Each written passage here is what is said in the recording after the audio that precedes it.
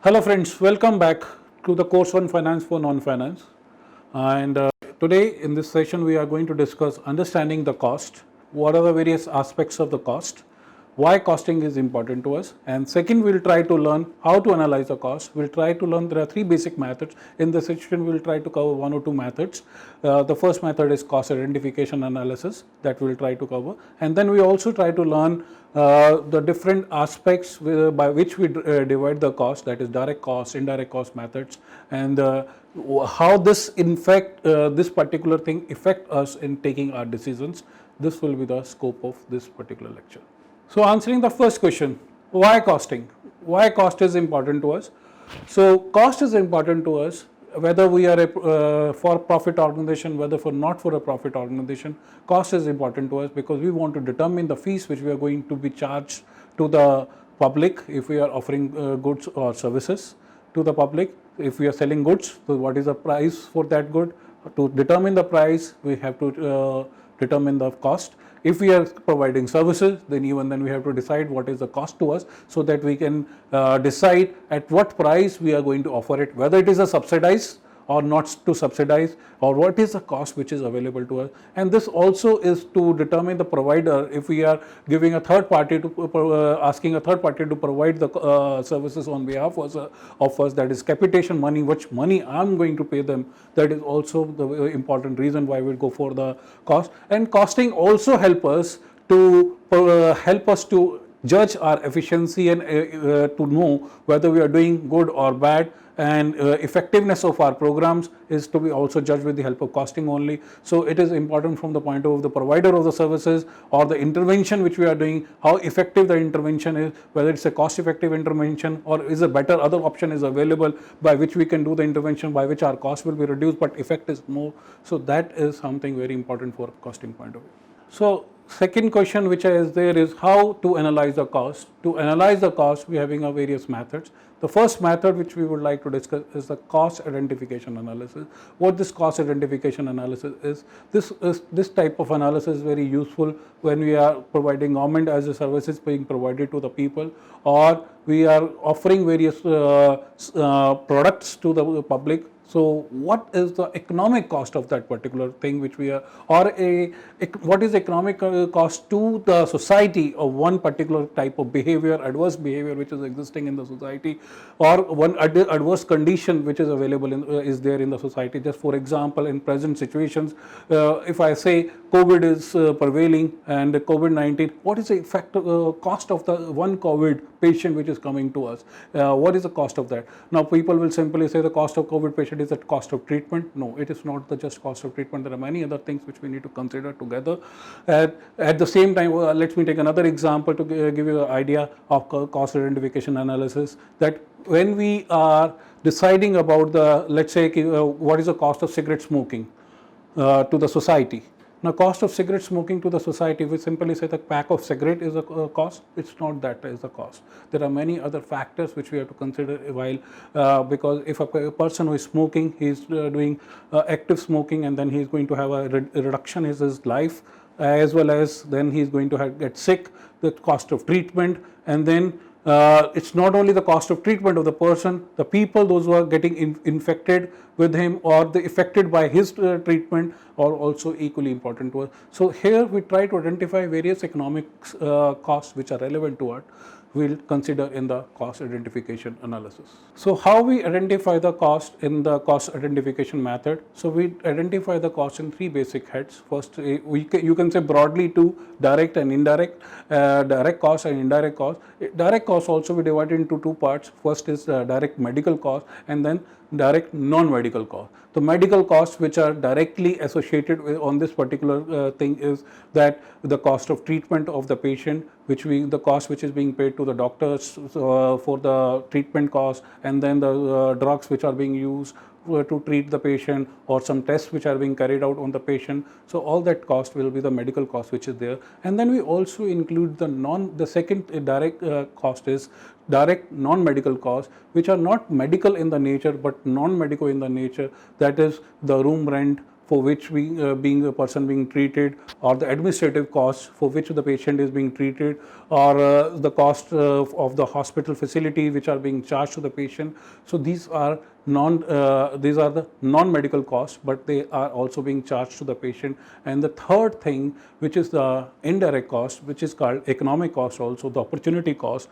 that is the patient who has come for being getting treatment, he has spent some money on transportation, and then he has spent some money that he has lost the opportunity to work during that period. He was earning some money and he is not able to earn that money the time period which he has lost. So that is the loss of productivity, you can say. That is the indirect cost which we consider. So we club all these three things together: direct medical, direct non-medical, and then indirect cost. That give us the total cost of a person who is getting sick. Similar, just like take example of COVID. So again, I said the same thing: direct treatment of COVID, and then indirect costs, which are the thing, just like the time period he is absent, and then non-medical cost of the taking the patient off to the facility, and all that expenses which are there. They are the non-medical expenses which happened on that thing. So these are the things which we consider in the cost identification analysis. So where the cost identification analysis is being used, what is the value of this cost identification analysis to us? The cost identification analysis is being used in those kind of circumstances which are having a related to the social issue, just like if we are trying to learn the impact of the poverty, or try to learn the impact of drug use, drug abuse, or we are trying to learn smoking effect or alcohol effect onto the society, or that we want to study some adverse health seeking behavior of the people using particular type of drugs, or using particular type of medicine. So we want to see the impact of all this area. So where this type of analysis is being used there. But one thing which is the limitation of this particular thing is this type of method use the costs which are spent onto the users, but it doesn't consider the other relevant costs which are being planned as a part of the project which has been planned, or a program government plan which has been made. So it doesn't consider many other costs which are the part of the government's plan which are being rolled out for this kind of thing. So those costs are being missed in the calculation. The second technique which is useful to us is called cost volume profit analysis. So this is a very interesting and very most effective, one of the effective technique for deciding the pricing as well as the strategy. This is very useful for the many short-term decisions which business takes in the organization. So it basically depends upon the break-even point analysis. The break-even point analysis, or also we name it as a contribution analysis. So this type of analysis is very useful for deciding the pricing of the product, or whether should we buy ourselves or not to, or get it outsourced. Those types of decisions is to be taken, or take the services of one particular provider, or to take a services of other provider, comparing these two for the long period of the organization, or adopting a high technology machine, or you should continue with your existing technology machine which you have. So in those types of decision we use this type of analysis. So for the purpose of cost volume profit analysis, we classify the cost into four basic type of components. The first is called fixed cost, second is called variable cost, third is called semi-variable, and fourth is called step cost. Now what is this fixed cost? The fixed cost is something that means the total cost will remain same even if you increase the number of units produced. If your production is increasing, but your total number that you are earlier producing 100 units, now you are producing 200 units, so now you are selling 500 units or 2000 units, but your cost of providing the services will remain same. That is called fixed cost. Now variable cost is totally reverse to it, is that as you increase the number of units, this unit cost is also increasing at the same rate, which rate you are increasing the production. If you are let's take an example, that if I am producing 100 units, my cost is 200 rupees, and now if I am producing 200 units, my cost will be 400 rupees, and then if I am producing 500 units, so my cost will be 1000 rupees. So rate which is being increasing is constant, but at the same time the total cost is varying, so that is called variable cost. But one thing is very interesting, friends, if you notice in both of this cost behavior, in the fixed cost, per unit costs will go down. If you calculate the fixed cost per unit cost will be down with the increase in the units to be produced. But at the same time, when you are in the variable cost, per unit cost remain fixed even if you are increasing the number of units. That's the beauty of these two types of costs. Now, third cost is semi-variable cost. Semi-variable cost is having a component of both fixed as well as a variable cost. So where some portion of the cost is fixed and the remaining portion of the cost is variable, that is called semi-variable cost. So to give you some example for this, just like in your mobile phone landline connections, it used to be, or your if you buy your internet connection, there is a fixed charge that is the company is going to charge. That's a monthly bill which is going to come fixed.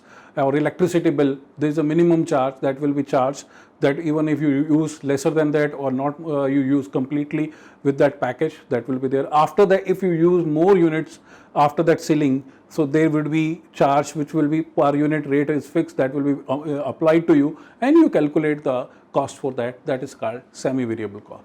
Now, fourth is called step fixed cost. Now, what is the step fixed cost? Step fixed cost is very interesting kind of cost which change. If you increase the cost, it increase up to extent, then it remain fixed after that, and once again if the next level of production comes, the next batch is come, it goes again increase, and then again it remain fixed. Let me give you some example. Let's say in a business school, you hired you having a 60 student capacity, which has been, you started a first batch. Now with the 60 student, you hired a faculty, lot of faculty which will be teaching them. So that lot of faculty is, let's say you have hired as per AICT or UGC requirement, you having the regulator requirement is saying you should have minimum 10 teachers, and you are paying 10 teachers the salary. The combination is professor, associate professor, and assistant professor. You are paying that with that combination you are using the total cost. Now let's say the total cost budget was coming 2 crore.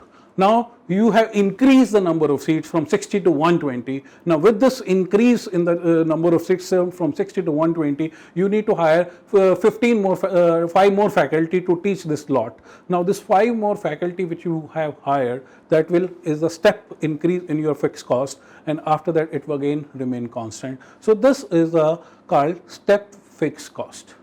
So these 4 classification which we have done, that help us to understand the concept of contribution. This is very powerful concept. If you look into this figure which I have plotted here in front of you, you can see here there is a big tub and then there is a small tub over it, which is a tank which is there, where we have written there is a fixed cost tank, and from the fixed cost tank the contribution is something drops which are flowing from the top and is going down, and that is trying to fill the profit tank. Now first thing is to fill the profit tank, your first tank, that is a fixed cost tank, has to be filled. Now what is this contribution which is coming to it? Contribution is nothing, that if your sale price you subtract the variable cost, that is something which is called contribution. Let's say because as I said, there are 2 types of costs in the organization which are generally there, that is fixed and variable cost. So let's take fixed cost and variable cost. Let me take a organization example here, that we are having a my sale price of a unit is 10 rupees, and my variable cost to produce that is 3 rupees, and then my rest I have a fixed cost which is of 5 lakh rupees. Now what is the contribution and how it will be going to be there? So my first thing in the organization is there, that my sale price was 10 minus 3, that gives me the contribution of 7, and this 7 I am going to fill my tub of firstly the fixed cost. So whatsoever number of units I am going to sell, it will be multiplying with that number, that 7 will be multiplied by each number of unit which I am selling. Let's say I am able to sell 1000 units, so I am having a contribution of 7000. If I am able to sell 1 lakh unit, my contribution has come for 7 lakh. So that is the way. Now this contribution, it start filling in. So firstly, which tub will be filled? My fixed cost tub will fill. The moment my fixed cost tub is filled, that is point is called break even point. Means I am able to cover my fixed cost as well as a variable cost together. Now from here I am in a situation, you can say break even point is what? When there is no profit, no loss. My total cost is equal to my total revenue. That is a concept of break even, which you all know. Now from here, this whatsoever the contribution which will be fall further out of after this particular point, that will lead to my filling the profit tank, and from here my profit start flowing in the organization. The first thing in the organization is the break even point. So this figure which is showing you that water has to firstly fill the fixed cost tub. Once fixed cost tub is filled, now your whatsoever is being flowing is your profit. So this powerful concept is being used for many analysis, for fixing the pricing of the product. This type of analysis is very useful, as I said, to decide which particular decision is to be taken, whether to make ourselves or outsource it, or buy a new technology, not to buy a new technology. All this analysis is being done with this help of this type of analysis. Thank you very much, friends, for patient listening. We will continue our discussion on to the cost in the next session.